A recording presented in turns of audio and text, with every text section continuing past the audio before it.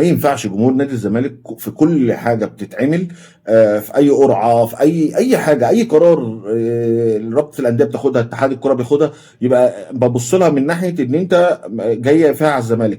قول لي كده في ترتيب الماتشات دي يبقى جاي على الزمالك في ايه؟ القرعه اللي اتعملت للدور الثاني ايه في ترتيب الماتشات دي يبقى جاي فيها على الزمالك؟ انا النهارده لو راجل ما اعرفش مين اهلي ومين زمالك، لو جيت قلت لي مين في الفرقتين دول متجامل، هقول لك الزمالك. ليه؟ الاهلي اول ماتش يقابل سيراميكا، تاني ماتش يقابل سموحه، تالت ماتش يقابل بيراميدز، رابع ماتش يقابل الزمالك.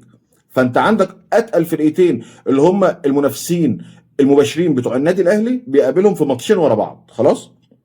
يعني لو تعادل مع بيراميدز ولا عمل نتيجه، مطلوب منه يعمل نتيجه قدام نادي الزمالك. خلاص؟ يعني ده الماتش اللي متوقع له ان الاهلي مش هيكسب فيه، يتعادل يخسر. انا من وجهه نظري شايفها كده، الاهلي مش هيكسب ماتش بيراميدز ومش هيكسب ماتش الزمالك. بس خلينا نتكلم عن ماتش بيراميدز. ماتش بيراميدز انا شايف ان ده اصعب ماتش هيواجهه الاهلي، لان بيراميدز فريق قوي جدا وبيجي قدام الاهلي كعبه عالي على الاهلي. خلاص؟ هيجي قدام الزمالك مطلوب منه يكسب الزمالك. خلاص؟ ادي اتقل ماتشين انت لعبتهم ورا بعض. قول لي بقى كده الزمالك حاصل معاه كده؟ لا، انت الزمالك اول ماتش هيقابل المصري، تاني ماتش هيقابل بيراميدز، تالت ماتش هيقابل بيراميدز، رابع ماتش هيقابل الاهلي، خامس ماتش سموحه، سادس ماتش سيراميكا. قول لي فين بقى المجامله في كده اللي متجاملها النادي الاهلي مثلا؟ يا جماعه ما ينفعش يبقى في كل حاجه وكل موضوع بنتكلم فيه بنتكلم من حته ان الاهلي بيتجامل، وان انا لابس نظاره المؤامره ومش هشوف حاجه من الدنيا كلها غير بعيون المؤامره. على الاقل خلي مشكلتك، خلي لما يبقى عندك مشكله اختار المشكله الكسبانه اولا واتكلم فيها. يعني انت دلوقتي انت هتقنع مين؟ تقنع مين؟ انا واحد من جمهور الزمالك، انا مش مقتنع باللي حصل على السوشيال ميديا وان الاهلي متجامل في القرعه دي. متجامل في ايه؟ هما كده كده 6 فرق، انت هتقابلهم وانا هقابلهم. هل مثلا اتحاد الكره ولا رابطه الانديه راحوا جابوا لك فرق من بره هتقابلها الاهلي مش هيقابلها؟ طب هل حطوا لك ماتشات زياده؟ طب هل حطوا لك مواعيد زياده؟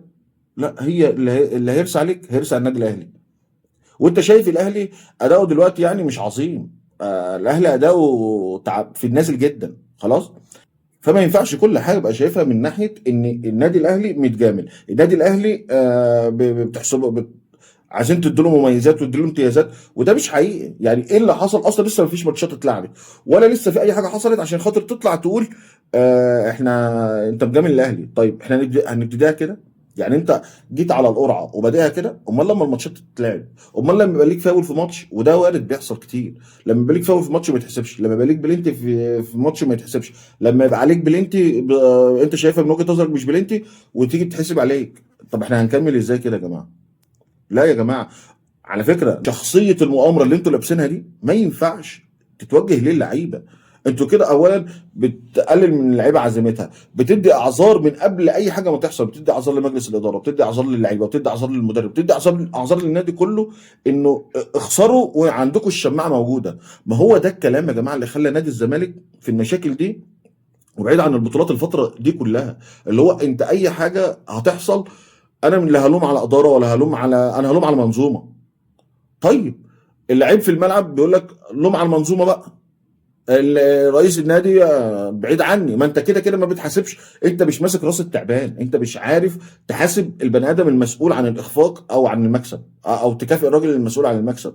انت عمال تلوش، التلويش اللي انت عمال تلوشه ده ملوش اي اساس بالصحه اصلا. طيب فانا النهارده لما اجي اروح عامل، لما اجي النهارده من مجرد القرعه اعتبر نفسك انت جمهور النادي الاهلي. خلاص؟ لما اجي النهارده اسمعك انت كل حاجه انت طالع تعترض على القرعه، اول حاجه هسالك انت، طب انت بتعترض على ايه؟ هي في حاجه حصلت؟ ما هي الفرق اللي انا هقابلها هي اللي انت هتقابلها.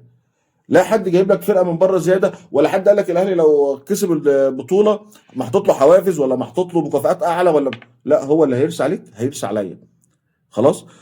هل نادي الزمالك مثلا ما اتظلمش قبل كده؟ لا، اتظلم كتير. بس نادي الزمالك طول عمره ما بيتظلمش من الدوله، نادي الزمالك طول عمره بيتظلم من ابنائه. لو انت عايز تحاسب صح، لو جمهور الزمالك عايز يوجه اللوم صح، ما توجهش اللوم للمنظومه. انا الوم على المنظومه امتى؟ لما اشوفها بتجامل الاهلي. لما تشوفها بتجامل الاهلي ازاي؟ بتحط للاهلي ماتشات مثلا الاول ضعيفه، وبعدين بتحط لنا وبترحل له الماتشات القويه قدام. ماشي؟ هل في القرعه دي ده حصل؟ لا، ما حصلش. انا ما ينفعش كل حاجه اجي الوم على المنظومه، وناسي خالص ابنائي، وناسي خالص رؤساء النادي، وناسي خالص كل المشاكل اللي فيها نادي الزمالك. جوه نادي الزمالك، في قلب نادي الزمالك، المشكله مش خارجيه، المشكله معظمها في معظم الوقت، في 90% من الوقت ولا 95% من الوقت كمان، طول عمرها من جوه نادي الزمالك. اللي بره ده استسهلك، استسهلك. هي ليه الدوله النهارده وليه كل اللي شغال في قطاع الكره في مصر بيخاف من النادي الاهلي؟ ما بيجيش على النادي الاهلي. مش هاجي على النادي الاهلي عشان النادي الاهلي حزمه واحده، قوه واحده. خلاص. ليهم انتقادات، طبعا ليهم انتقادات، بس ده موضوع تاني يخصهم هم. لكن اللي يخص الزمالك ان انت مثلا انت من جوه الهيكل الاداري بتاع نادي الزمالك ضعيف، فانت سامح لاي حد يتدخل، سامح لاي خاطر انا عايز اجامل النادي الاهلي. لا، عشان خاطر النادي الاهلي صعب جدا اجامل فريق قدامه، لكن نادي الزمالك سهل جدا اجامل فريق قدامه. ايه اللي هيحصل يعني؟ ما هو نادي الزمالك اصلا مفكك، مفكك. واللي حط اساس التفكك ده كان ممدوح عباس ومرتضى، لا تاني ولا تالت. طيب، اللوم بقى على الجمعيه العموميه اولا اللي سابت الحرب دي تحصل على مدار التاريخ جوه نادي الزمالك. ما نادي الزمالك ده اصلا كان في حته عاليه جدا، نزل للحته اللي راح لها دي السنين اللي فاتت دي بسبب الاثنين دول، واعضاء الجمعيه العموميه سايباهم. طيب انا النهارده لما تيجي تلوم مين؟ انت لو عايز تلوم حق ربنا، لو عايز تلوم حد في الليله دي كلها اللي فيها نادي الزمالك، انت مش هتلوم غير الجمعيه العموميه. الجمعيه العموميه اللي سايبه هي الناس دي لما بتيجي تقعد على الكرسي بيجوا كده بيصحوا من بيوتهم ويجوا يقعدوا على الكرسي؟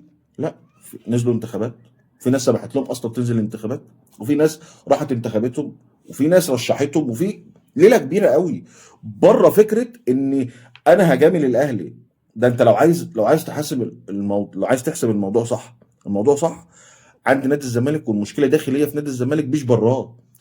اهو دلوقتي مثلا مع كابتن حسين لبيب بدات تبقى في نظام اداري وهيكل اداري للنادي، وبدا يبقى في شغلانه اداريه الناس كلها شايفاها. ما بقاش حد قادر يجي على نادي الزمالك.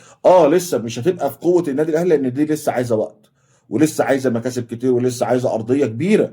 ما هو الاهلي ما خدش كده، الاهلي ما وصلش للحته دي في يوم وليله. برضه الاهلي وصل للحته دي بقوه مجلس ادارته، بجماهيره اللي على السوشيال ميديا، اللي هو في اي قرار غلط صح الجماهير بتدعم. فاللي هياخد قرار النهارده، حط نفسك كده مكان اي صانع قرار، وانت عارف ان في ناس كتير كانت صانعه قرار بيشجعوا نادي الزمالك، زملكاويه. هل كانوا مثلا بييجوا يجاملوا نادي الزمالك على حساب النادي الاهلي؟ لا. ليه؟ لان انت لما تحط في موقع مسؤوليه، الاسهل كتير اللي انت تيجي عليه هو نادي الزمالك. مش عشان نادي الزمالك ضعيف ولا نادي الزمالك قليل، لا، بس نادي الزمالك هو المفكك. نادي الزمالك هو المفكك، ودي مش خطه الدوله ان هي تفكك نادي الزمالك. نادي الزمالك الدوله هتفكر تفككه ليه؟ انا قدامي قطبين في الكره المصريه، اهلي وزمالك. خلاص. نادي الاهلي اقوى جدا على مدار التاريخ باداراته المتعاقبه وجماهيره اكتر عدد ما هو الاستقرار الاداري اللي في النادي الاهلي ده بيولد لك ايه؟ بيولد لك بطولات، بيولد لك جماهير بتتلف حواليك، بيولد لك حاجات، امتيازات كتيره جدا مش عند نادي الزمالك، يفتقدها بسبب المشكله الاداريه. يعني حجر الاساس اللي انت بتبني عليه هي الاداره. خلاص. دي في اخر فتره كبيره جدا، من 2004 مثلا 2003، من ساعه الناس اللي انتوا عارفينهم ما دخلوا النادي وبقوا فعالين في النادي وبقوا بيترشحوا الاعضاء لمجالس الادارات، لرؤساء مجالس الادارات. انت بقيت تشوف المشاكل دي في نادي الزمالك. لكن نادي الزمالك حق ربنا، هل في حد عايز يخفز بالارض؟ لا. كلمتين لجماهير الاهلي والزمالك، انتوا بقيتوا تخلوا الناس تطلع في التلفزيون تقول كلام ضلالي وكلام مضلل وكلام مش حقيقي، بس عشان خاطر اللي بيمثل النادي الاهلي لما بيطلع يقول الكلام ده جمهور النادي الاهلي بيسقف له وبيهتف وراه وبيخش له على السوشيال ميديا وبيكبره وبيعليه.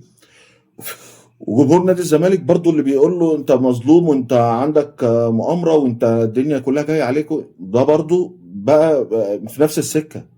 بقيتوا تخلوا الناس بتقول كلام ضلالي. طب اللي طالع يقول لك كلام ضلالي ده، مش طالع يقول لك عشان هو بيحبك، هو طالع يقول لك عشان مصلحته الشخصيه هو. طالع يقول لك انت مظلوم، انت ما بتاخدش حقك. زي بالظبط الفتره الاخيره اللي جماهير الناس في السوشيال ميديا النادي الاهلي عايزين يقنعوا بعض ويقنعوا جمهور الزمالك ان الزمالك اتجامل في كام مباراه اللي لعبهم، 9 مباريات اللي لعبهم، والزمالك عليه ضربات جزاء ما اتحسبتش، والزمالك حسبت له ضربات جزاء وهميه وفاولات وهميه وكل الكلام ده. في حد عاقل يصدق الكلام ده؟ الزمالك بيجامل تحكيميا؟ لا مش بقول لك في العموم، هو في العموم الاهلي بيتجامل تحكيميا والزمالك بيتجامل تحكيميا خلاص. لكن انا بكلمك في التسع ماتشات اللي فاتوا، هل انت عايز تقول لي ان الزمالك مثلا بيكسب بطولاته بالتحكيم؟ منين؟ منين؟ عدهم هم كلهم كانت بطوله اصلا. طيب عايز تقول لي ان الناس اللي بتطلع تتكلم في التلفزيون دي دول بيتكلموا كلام حق؟ دول بيتكلموا كلام رياضه اصلا؟ لا، هو كل واحد بيخاطب جمهور. كل واحد طالع في التلفزيون النهارده بيتكلم عشان يخاطب الجمهور ده. الجمهور ده بقى بيروح داخل له على السوشيال ميديا، ما خلاص، ما طلع واحد قبل كده جرب ونجح، فبقى براند اللي الناس كلها تمشي وراه، بقى طريق، عمل طريق الناس كلها تمشي وراه. انت لما هتطلع تقول تمجد في النادي الاهلي وتقول النادي الاهلي احسن نادي وتقول كل الكلام ده، هتلاقي جمهور كتير من النادي الاهلي طالع يقول لك حتى لو الكلام ده ضلالي. يعني مثلا موضوع زي موضوع القرن ده، مشكله زي مشكله نادي القرن دي، هي ليه اتعملت مشكله نادي القرن؟ لان انت النهارده عامل لي بطوله اسمها بطل القرن. يعني ايه بطل القرن؟ بطل القرن ده اكتر حد جمع نقط؟ لا، البطل بتاع القرن اكتر حد، اكيد اكتر حد اخد بطولات. دي حاجه ما فيهاش كلام. ما انا لما اجي النهارده انا بعترف ان اللي قدامي ده بطل القاره دي ازاي؟ مش بناء على البطولات اللي خدها، ولا بناء على نقط جمعها. حتى في الدوري انا لما باجي النهارده ادي لحد بطوله، دي نهايه المشوار. يعني مثلا الاهلي خد بطوله، يعني مثلا الاهلي خد بطوله الدوري، الاهلي خدها بناء على ايه؟ بناء على تجميع نقط. حلو كده؟ طيب القرعه بتاعت الدور الثاني من الدوري المصري اتعملت، الزمالك هيقابل المصري، الزمالك هيقابل بيراميدز، الزمالك هيقابل انبي، الزمالك هيقابل الاهلي في الاسبوع الرابع، الزمالك هيقابل سموحه، الزمالك هيقابل سيراميكا. حلو كده؟ الاهلي هيقابل سيراميكا، الاهلي هيقابل سموحه، الاهلي هيقابل بيراميدز، الاهلي هيقابل الزمالك، الاهلي هيقابل انبي، الاهلي هيقابل المصري. اذا اقوى ماتشين انت الاهلي هيلعبهم هم الزمالك وبيراميدز. هو طبعا الماتشات كلها صعبه مش سهله، الفرقه كلها بتيجي قدام الاهلي والزمالك وبتحجر دلوقتي. والاهلي انت شايف مستواه الفتره اللي فاتت ما يطمنش خالص، وانا اشك ان الاهلي ممكن يبقى تاني حتى في الدوري ده. شك اعتقد في محله بناء على اداء النادي الاهلي، مش زملكاويتي غالبه عليا يعني. الحاجه التانيه جمهور نادي الزمالك بقى، اللي انت النهارده من بعد ما اتعملت القرعه انت طالع في كل حته على السوشيال ميديا تقول الاهلي اتجامل وانا ما اتجاملتش، الاهلي اتعمل له والاهلي ما اتعملوش، والزمالك رابطه الانديه عملت قرعه موجهه، كلام كتير ملوش اي اساس من الصحه. تعال نرجع لاصل الموضوع. اصل الموضوع القرعه اللي اتعمل، اصل الموضوع، تعال نرجع لاصل الموضوع. اصل الموضوع ان هم ست فرق، انت هتلاعبهم وانا هلاعبهم خلاص. نيجي لترتيب الماتشات، قلت يمكن جمهور نادي الزمالك شايف ان الاهلي بيتجامل في ترتيب الماتشات، لقيت ان اقوى ترتيب ماتشات هيقابله الاهلي مش الزمالك. يعني الاهلي هيقابل بيراميدز في الاسبوع الثالث والزمالك في الاسبوع الرابع. انا الاثنين دول وجمهور النادي الاهلي ما طلعش يتكلم ولا قال لك انا محطوط لي اصعب ماتشات ورا بعض ولا الكلام ده كله. انت النهارده لو جمهور الزمالك اتحط له الاهلي وبيراميدز ورا بعض كان عمل ايه بقى؟ ما كناش خلصنا كان هيبقى صياح للصبح. فمش اي حاجه هصيح عليها ومش اي حاجه هبص لها من نظريه المؤامره. يا جماعه خلي نظريه المؤامره دي لوقتها، خلي نظريه المؤامره دي للحاجات اللي فيها مؤامره. لو انا مثلا شفت في الاخر ان الدوري اتحسب زي بيراميدز السنه اللي فاتت، اللي هو الاهلي ما راحش الماتش المفروض يتخصم له 6 نقط، قعدوا يكيفوا هم مع بعض ان هو الاهلي يتخصم له 3 بس وياخد الدوري خلاص. هل الدوري ده حصل فيه حاجه زي كده؟ لا. طب انت ممكن الاهلي يتجامل على حسك زي ما اتجامل على حس بيراميدز؟ استحاله، استحاله، حاجه اشك فيها جدا. هم استهتروا ببيراميدز، ده الموضوع، ان هم استهتروا ببيراميدز. لكن لو كان الزمالك قدام الاهلي كان استحاله ده يحصل، وكان الاهلي هيتخصم له 6 نقط. وهو برضو سبحان الله ربنا حط الدوري ده بالطريقه دي علشان خاطر جمهور النادي الاهلي اللي شايف النادي الزمالك دايما بيشتكي من المظلوميه او نظريه المؤامره. في نظريه مؤامره، في حاجات، بس مش في القرعه اللي حصلت دي، لسه ما حصلش حاجه. وارجع للنادي الاهلي، لجماهير النادي الاهلي، عشان خاطر بس نظريه المؤامره. نظريه المؤامره في نظريه مؤامره، في نظريه مؤامره. ويأيدها ايه؟ الدوري بتاع السنه اللي فاتت ده اقرب حاجه. انت النهارده نادي لما ما يروحش الماتش معروف ان هو بيتخصم منه 6 نقط خلاص. فكره ان انت اخصم منك انت بس 3، انت فسرها لي كده ده ايه؟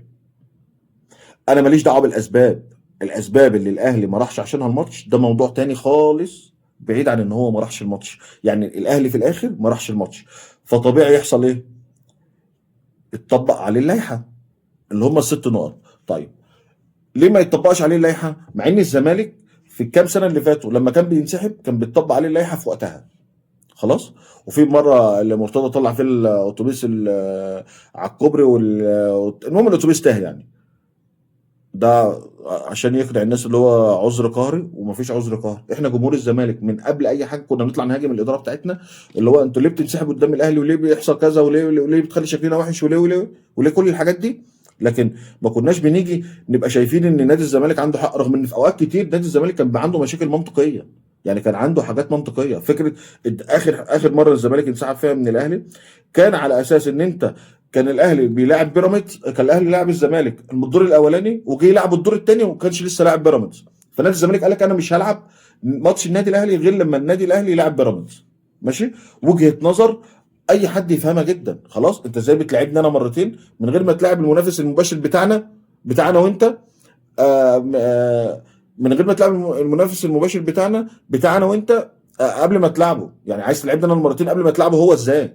فكانت وجهه نظر مفهومه جدا. خلاص. بس كان الزمالك عنده حق. كان عنده حق. لكن في الاخر اتحدد ميعاد ماتش والنادي الاهلي راح ونادي الزمالك ما راحش. ده اللي حصل على ارض الواقع. ده اللي حصل. فحصل ايه في نادي الزمالك؟ اتخصم منه الست نقط. وطلع ساعتها مرتضى قال لك انا مش هيتخصم مني وانا هعمل وانا هسوي بتاع. واحنا كنا جمهور زمالك شايفين في الاخر ان انت اسبابك كان ليها وجاهه يعني. لكن في النهايه اتحدد ماتش وانت ما رحتش. كنا بنتكلم وبننتقد مرتضى على السوشيال ميديا وبنهاجمه على الحته دي. في الاخر انت اتحدد لك ماتش وانت كرئيس نادي قررت ما تروحش فتطبق عليك اللائحه. ده بديهي جدا. خلاص. لما النادي الاهلي ما يروحش طبيعي اطبق عليه اللائحه.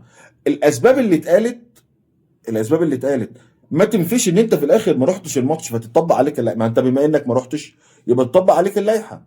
طيب في الاخر انت لما رحت المحكمه الرياضيه وبيراميدز راح معاك الكاس اتحسب لك طلع الحكم يعني ان انت خدت الدوري لان كانت عندك فعلا عذر قهري وكان عندك سبب قهري ان انت ما تروحش الاستاد؟ لا. انت طلع في الاخر القرار ان انت اتحسب لك ان انت هيتحسب لك الدوري علشان خاطر رابطه الانديه المصريه عامله قرار كده اللي هو ما يطعنش على قرارها قدام اي جهه. فده ادالك الحقيقه يعني. انت واخد بطل الدوري بتاع السنه اللي فاتت بقرار مش بحاجه تاني. مش عن حق. مش ان انت عندك حق ان انت ما رحتش الماتش او ان انت النادي الوحيد اللي ينفع ينسحب من الماتشات براحته. لا ده ما حصلش. انت ما رحتش الماتشات يتطبق عليك اللائحه ما اتطبقتش. يسال عن كده مش انت برضه يسال عن كده اللي ما طبقش اللائحه. يسال عن كده الناس اللي طلعت اللي قاعده عماله تديك اعذار وقاعده عماله تقول اصل اللائحه اتغيرت وهي اللائحه ما اتغيرتش. وطلع طه عزت اول ما القرار ده حصل قال الاهلي اتخصم منه ست نقط. وكان بس المشكله كان بيوضح ان المشكله عندك مش الخصم اخر الموسم الثلاث نقاط ده هم هيتخصموا من ساعتها. يعني انت ما رحتش الماتش مش استنى اخر الموسم اخصم منك ثلاث نقط. لا. فكانت هي دي ده الموضوع الجدلي بيتخصموا من ساعتها ولا في نهايه الموسم. وهو كان قال ما هو ما راحش هيتخصموا اخر الموسم. يتخصموا دلوقتي هم بيتخصموا في ساعتها. بيتخصموا في ماتش الانسحاب بينزل منه ست نقط. خلاص. طيب انت ما اتجاملتش. لا اتجاملت. نادي الزمالك ما يحسش فيها في الموضوع ده ان عنده ان في نظريه مؤامره قدامه بتحاج ضده؟ طبعا لا. حق ربنا حقه يحس كده ان هو في نظريه مؤامره بتحاج ضده ومعاه كل الحق. لكن نادي الزمالك مش في كل صغيره وكبيره هاجي ادخل نظريه المؤامره. مش هاجي ادخل حتى في قرعه ماتشات. ما فيش فرق. لا هتحط لك فرق اكتر ولا تحط النادي الاهلي فرق اقل. هي نفس الفرق وهو نفس عدد الماتشات. الترتيب انت كده كده هتقابلهم. ولو هنتكلم على الترتيب حق ربنا يعني انا لو راجل ما اعرفش مين اهلي ومين زمالك اقول لك ان الزمالك متجامل جدا على حساب النادي الاهلي رغم ان هي ما فيهاش مجامله برضه. بس لو انت زنقتني في الكورنر بتاع ان انا اقول لك مين متجامل لا هقول لك الزمالك اللي متجامل. انت الاهلي هيلاعب بيراميدز وبعديها هيلاعب الزمالك. انت عايز ايه ماتشين اتقل من دول؟ دول المنافسين بتوع المباشر بيقابلهم في ماتشين ورا بعض. الزمالك ما حصلش معاه كده. انت الزمالك هيقابل بيراميدز في الاسبوع الثاني وهيقابل الاهلي في الاسبوع الثالث بينهم ماتش انبي. فكره بقى ان انت خايف تخش الماتشات دي لان ماتش انبي ما ادكش اريحيه ان انت هتقابل. ده موضوعك بقى. ده موضوعك. ده موضوع فرقتك. ده موضوع مدربك. لكن انا مش كل المشاكل اللي عندي اروح واخدها وراميها على كل الانديه المصريه وانتوا بتتجاملوا قدامي. لا ده ما حصل، ده مش حاصل. واقول لك على حاجه، انا راجل زملكاوي، والله لو انا شايفها ان فيها مجامله، لو يعني هنكر ليه؟ لكن فين المجامله؟ انا عايز بس حد زملكاوي يطلع يقول لي فين المجامله في القرعه دي. انا مش شايفها، يمكن يوريني حاجه انا مش شايفها. ما هو في شويه كده في جمهور نادي الزمالك وبرضه في جمهور النادي الاهلي، السوشيال من ناحيه السوشيال ميديا يعني، والناس اللي بتطلع في البرامج، فكره ان انا اطلع لك دايما ان انت مظلوم، وان انت اهلي دايما عندك حق حتى في المواقف اللي هي ما فيهاش جدال.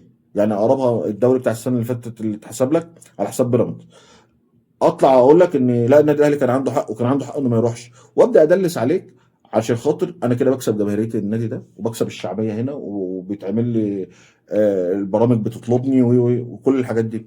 دي طريقه رخيصه جدا وطريقه مش حقيقيه.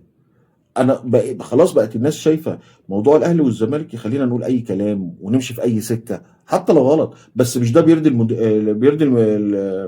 مش ده بيرضي الجمهور. يبقى انا معاه وهقوله، وهلاقي الجمهور طلع على السوشيال ميديا قاعد عمال يقول لي بص ابن النادي، وبص بيمثل النادي، وبص وهاخد صيت كبير جدا.